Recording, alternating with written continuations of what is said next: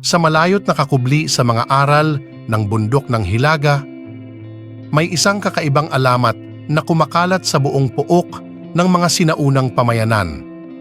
Isa itong kwentong tilay lumilipad sa hangin, nagbibigay saya sa mga gabi ng mga mang-uusisero.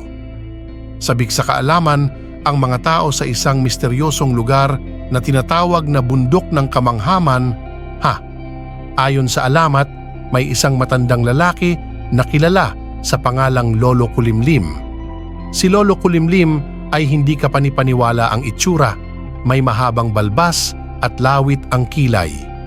Isa siyang makapangyarihang manggagamot at tagapagdala ng kakaibang mga kapangyarihan, ay nagpapakita ng kanilang kahusayan sa sining.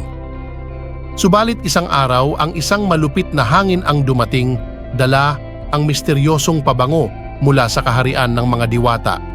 Sinasabi ng alamat na ang pabangong ito ay maaaring magbigay kapangyarihan sa sinuman na amuyin ito at magiging kaharian ang lupain ng sinumang magtatagumpay na makuha ito.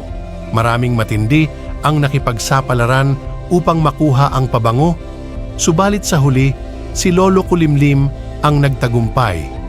Ngunit sa halip na gamitin ito para sa sarili niyang kapakinabangan, ibinahagi ni Lolo Kulimlim ang kanyang kapangyarihan sa mga tao, nagiging mas makulay ang buhay sa kanilang komunidad.